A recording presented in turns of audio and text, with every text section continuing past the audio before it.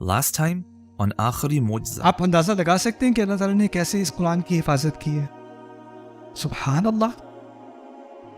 العجیب من القرآن. اسی لیے قرآن نے جب کہا نا کہ قرآن کی حفاظت کی گئی ہے تو لفظ استعمال ہوا ہے انا نحن نزلنا الذکر. الکتاب نہیں کہا، الذکر کہا. الذکر کیا ہے؟ یاد دہانی. یہ بھی ہے جو چیز یاد کی جاتی ہے اس کو بھی ذکر کہتے ہیں. المذکور بھی ذکر ہے، المذکر بھی ذکر ہے. مصدر میں وہ ساری چیزیں شامل ہو جاتی ہیں. تو قرآن کی اصل حفاظت اس کے حفظ کے ذریعے سے کی گئی.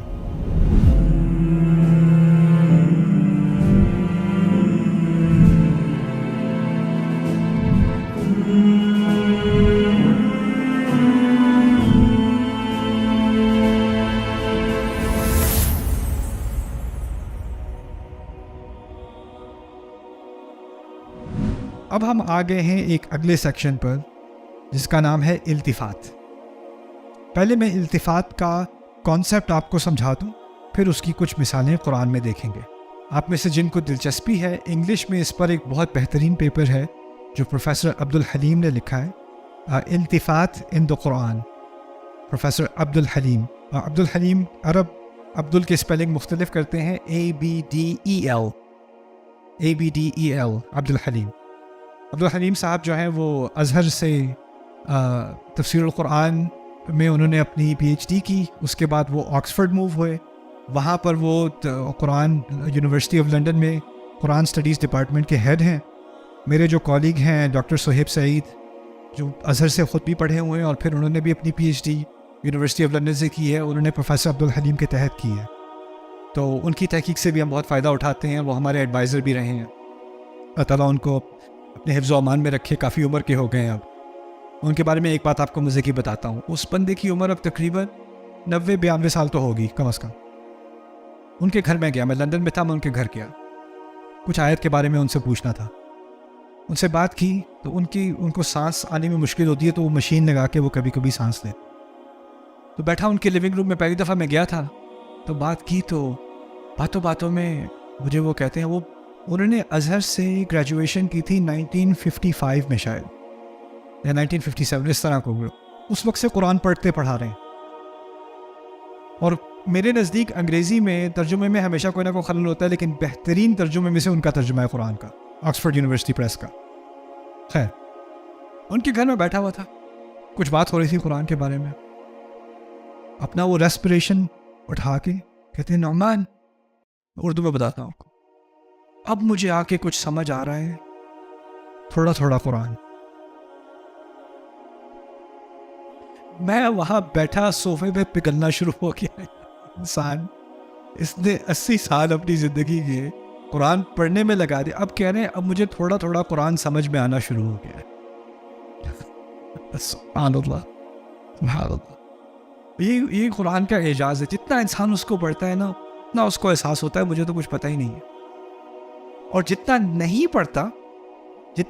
پڑھتا بڑا اعتماد ہوتا ہے، جی مجھے پتہ ہے قرآن میں کیا ہے. بڑے کانفیڈنس سے کہتے ہیں جی ہاں مجھے پتہ ہے، پہاڑوں کے بارے میں بات ہے اور کچھ پچھلی قوموں کے بارے میں کچھ باتیں، کچھ کہانیاں ہیں، پتہ ہے مجھے. جس کو جتنا کم علم ہوتا ہے اتنا اس کو اعتماد ہوتا ہے، یہ تو مجھے سمجھ آ گئی، یہ کیا بات کر رہے ہیں، قرآن کی بات کر رہے ہیں، ہاں ٹھیک ہے، پتہ ہے بہت سن لیا. اور جو پڑھنے پہ آتا ہے نا پھر اس کو اپنی کم علمی کا ایسا اندازہ ہوتا ہے نا کہ میں نے تو بس قطرے پکڑے ہیں، میں نے قطرے، کچھ بھی نہیں آیا میرے ہاتھ. تو خیر، التفات بکنی آرٹیکل ہے ان کا، التفات ان دا قرآن. التفات ILTIFAAT، التفات. اچھا، میں التفات کا کانسیپٹ آپ کو سمجھا دوں. انہوں نے ویسے بہت سارے آرٹیکل لکھے ہیں، قرآن کی ڈکشنری بھی لکھی ہے انہوں نے. خیر، میں جب آپ سے ابھی بات کر رہا ہوں میں آپ کا لفظ استعمال کر رہا ہوں. اس کو کہیں گے مخاطب کا صیغہ. تم، آپ، تو، یہ سب مخاطب کے صیغے. اگر میں کہوں وہ لوگ، یا وہ ادھر آئے کہ نہیں آئے، یا میں کہوں میری امی یہ کہہ رہی تھیں، یہ کون سا صیغہ ہے؟ یہ غائب کا صیغہ ہے. ایک ہے غائب کا صیغہ، انگریزی میں اس کو 3rd person کہتے ہیں. ایک ہے جب آپ کسی سے مخاطب ہیں، وہ مخاطب کا صیغہ ہے. اور ایک ہے میں یہ کر رہا ہوں، میں وہ کر رہا ہوں، ہم یہ کر رہے ہیں، ہم وہ کر رہے ہیں. وہ کیا ہے؟ متکلم کا صیغہ ہے. میں اپنے بارے میں بات کر رہا ہوں. ایک ہے میں اور ہم، ایک ہے تم، تو اور تم اور آپ، اور ایک ہے وہ، ہے نا؟ سو متکلم، مخاطب اور غائب. اسی طرح ایک ہے ماضی، ایک ہے حال، ایک ہے مستقبل، ایک ہے واحد، ایک ہے جمع. قرآن کیا کرتا ہے؟ کبھی کبھی بات کر رہا ہوگا واحد میں، میرا رب کبھی بات کر رہا ہوگا واحد میں، فوراً غائب کی بات، بغیر کسی کومے کے، بغیر کسی اگلے پیراگراف کے، ایک ہی آیت کے اندر واحد میں بات ہو رہی تھی، اب جمع میں بات شروع ہو گئی. ماضی میں بات ہو رہی تھی، اب حال میں بات شروع ہو گئی. متکلم سے بات ہو رہی تھی، مخاطب سے بات شروع ہو گئی. ایک دم سے جو سوئچ ہوتا ہے نا، ادھر سے ادھر فوراً. آج کل فلم میں ملٹیپل کیمرہ اینگلز ہوتے ہیں نا. آپ تو فلمیں دیکھتے نہیں، آپ اسلامی لوگ، آپ کو نہیں پتا، لیکن میں اوروں کی بات کر رہا ہوں. آپ دیکھتے تھے، جہالت کے دور کی بات ہے. ہاں، فلموں کے اندر ایک پہ کیمرہ، پھر ایک دم سے دوسرے پہ کیمرہ، پھر ایک دم سے وہاں کیا ہو رہا ہے، پھر واپس ادھر کیمرہ، پھر واپس ادھر کیمرہ، پھر وہاں meanwhile back at the ranch, پھر پہاڑی پہ کیا ہو رہا ہے، پھر یہاں گھر پہ کیا ہو رہا ہے. سین بدلتے رہتے ہیں نا. تو یہ جو فلم ٹیکنالوجی ہے، اس میں سین بدلتے ہیں ایسے ایسے، بیچ میں وقفہ نہیں آتا. اب اگلا سین پولیس اسٹیشن کے اندر ہوگا، اس کے لیے اپنے آپ کو ذہنی طور پہ تیار کر لیں. ایسا نہیں ہوتا آپ کو بتائے بغیر وہ پولیس اسٹیشن میں ہی کیمرہ پہنچ جاتا ہے، اور پھر اس کے بعد دوبارہ لیونگ روم میں پہنچ جاتا ہے، اس کے بعد کچن میں پہنچ جاتا ہے، اس کے بعد باہر میدان میں پہنچ جاتا ہے. ایسا ہی ہوتا ہے نا. اور کبھی کبھی کیا ہوتا ہے، کہتا ہے ہاں مجھے یاد ہے آج سے 10 سال پہلے کیا ہوا تھا، اور پھر کیمرہ آپ کو ماضی میں لے جاتا ہے، وہ ماضی کی کہانی شروع ہو جاتی ہے ایک دم سے. ایسا بھی ہوتا ہے کہ نہیں؟ قرآن نے یہ ساری چیزیں جو آپ فلم ٹیکنیک میں دیکھتے ہو نا، یہ سارے اسالیب اور ان سے زیادہ قرآن میں استعمال ہوئے ہیں، اور ان کو کہا جاتا ہے التفات. اور التفات پہ بہت باریک نظر رکھنی چاہیے. جب کوئی قرآن پڑھے تو التفات پہ نظر رکھے. قرآن کے بہت سارے اسالیب ہیں، بہت سارے اس کے سٹائلز ہیں، اس کے اندر بہت ساری خوبصورت چیزیں ہیں. اس کی ایک خوبصورت خزانے جو ہے نا، وہ اس کے التفات کے اندر ہے. تو اس کے بارے میں آپ اس کی کچھ مثالیں دیکھتے ہیں. یہ کچھ ہفتے پہلے میں سورت طور کا مطالعہ کر ہی رہا تھا، پڑھا رہا تھا درس سورت طور کا. جنت کے بارے میں بات ہو رہی ہے. فاکہین بما آتاہم ربہم، خوشی خوشی ہوں گے اس پر جو ان کے رب نے ان کو دیا ہوگا. خوش ہوں گے وہ. یہ متکلم ہے، یہ مخاطب ہے، یا یہ غائب ہے؟ خوش ہوں گے وہ جو ان کو ان کے رب نے دیا ہوگا. وَوَقَاهُمْ رَبُّهُمْ عَذَابَ الْجَحِيمِ، اور ان کو ان کے رب نے جہیم کے عذاب سے، جہیم کہتے ہیں ایسا شیر جس کی آنکھیں کھل رہی ہوں شکار کو دیکھ کے. آگ جب بھڑک رہی ہو اپنے شکار کو دیکھ کے، اس وقت اس کو جہیم کہا جاتا ہے. جہیم کے عذاب سے اللہ تعالیٰ نے ان کو بچا لیا ہوگا. یہ کس کی بات ہو رہی ہے؟ حاضر، مجھے متکلم، مخاطب، یا غائب؟ غائب. اگلی آیت پڑھتے ہیں.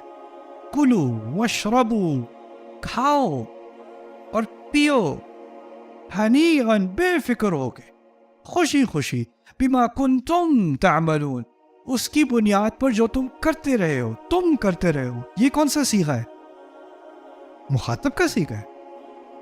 اگر بات انہی کی ہو رہی ہوتی، پیچھے والوں کی، جس طرح پہلے ہو رہی تھی، تو یہاں ہوتا لیأکلوا یا یأکلون ویشربون ہنیئا بما كانوا یعملون. یہاں کلو واشربو ہنیئا بما کنتم تعملون. عجیب کلام ہے. اچھا مجھے یہ بتائیں، جو بات ہو رہی ہے ابھی پہلی آیت میں کہ وہ بڑے خوش ہوں گے اس پہ جو ان کے رب نے ان کو دیا ہوگا، یہ ابھی کی بات ہو رہی ہے، مستقبل کی بات ہو رہی ہے؟ سب کو ظاہر ہے نا مستقبل کی بات ہوئی. تو دو باتیں نوٹ کرنی ہے اس کے بارے میں.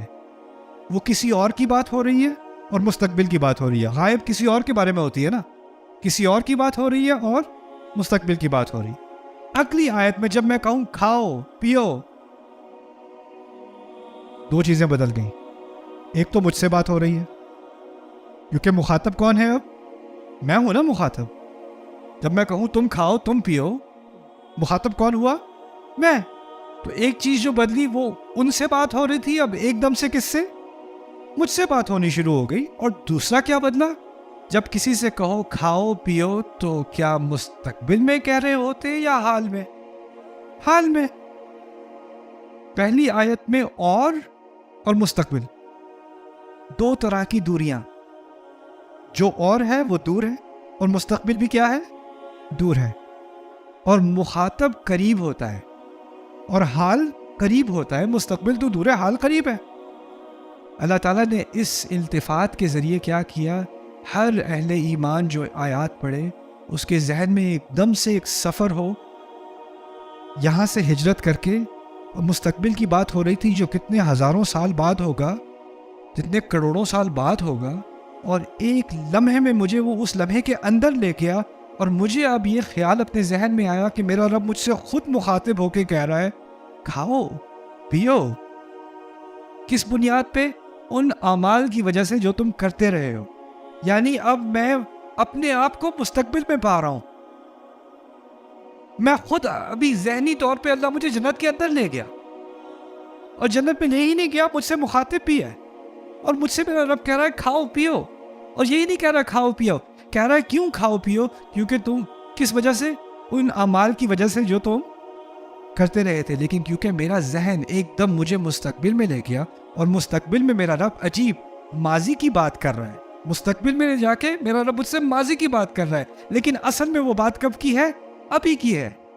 جیسے ہی میں اس آیت کے سفر سے نکلا تو مجھے اندازہ ہوا مجھے عمل کب کرنا ہے؟ ابھی کرنا ہے. یا اللہ کیسا وقت کا سفر. فاکہین بما آتاہم ربہم ووقاہم ربہم عذاب الجحیم کلوا واشربوا ہنیئا بما کنتم تعملون. اور اس میں سب سے بڑا تحفہ ان آیات میں تو وہ نے میں آپ کو بتایا ہی نہیں. اور وہ کیا ہے کہ دیکھیں جنت میں کھانے کو تو ہے، جنت میں پینے کو بھی ہے. فرض کریں کہ گریجویشن پارٹی ہے، اسکول میں گریجویشن پارٹی ہوتی ہے نا، تو ٹیچر اسکول کو سجایا ہوا ہے اور سامنے جو ہے اچھے اچھے کھانے رکھے ہوئے ہیں، اور جو بچے گریجویٹ ہوئے ہیں وہ کھا رہے ہیں کھانا. پرنسپل آ کے ایک بچے کے ہاتھ کے کندھے پہ اپنا ہاتھ رکھ کے کہتا ہے بیٹا تم پہ بہت فخر ہے، مجھے بہت اچھا کیا تم، کھاؤ خوشی سے کھاؤ، تم نے دل خوش کیا میرا. اس بچے کا کھانا زیادہ ٹیسٹی ہے باقی سارے بچوں سے. کیوں؟ کھانے کی بات تو الگ ہے، کھانے کا ذائقہ اور ہے. وہ جو بات جو شاباش سننے کو ملی ہے نا، اچھا کام کیا تم نے بیٹا، خوب عمل کیا. جب آپ کسی بڑے سے سنتے ہو تو کیا ہوتا ہے؟ وہ جو وہ انسان کی زندگی بدل، اس کو وہ کھانا بھول جائے گا، وہ الفاظ نہیں بھولیں گے. ایسا ہی ہوتا ہے نا. کچھ لوگ ہوتے ہیں اپنے ابو سے کوئی نرم الفاظ سننے کو ترس جاتے ہیں، بیٹا بہت فخر ہے تم پہ، بہت اچھا کیا تم نے، پراؤڈ آف یو مائی سن. باپ کہنے کو نہیں دیتا، وہ کچھ بھی دے دے گا، وہ گالیاں دے دے گا، تنقید کر دے گا، کبھی پیار سے نہیں کہے گا بیٹا بہت فخر ہے تم پہ. اور بیٹا ترس جائے گا ساری زندگی، ایک دفعہ میرا باپ بس کہہ دے، ایک دفعہ کہہ دے، زندگی بدل جائے میری. میرا ٹیچر کہہ دیتا ہے، میرا باس کہہ دیتا ہے، میرے دوست کہہ دیتے ہیں، میرے فلاں، میرے ابو نہیں کہتے بس. اور ابو بھی عجیب مخلوق ہیں، وہ باقی سب سے تو کہتے ہیں میرا بیٹا ماشاءاللہ، او ہو یہ. بیٹے سے نہیں کہیں گے.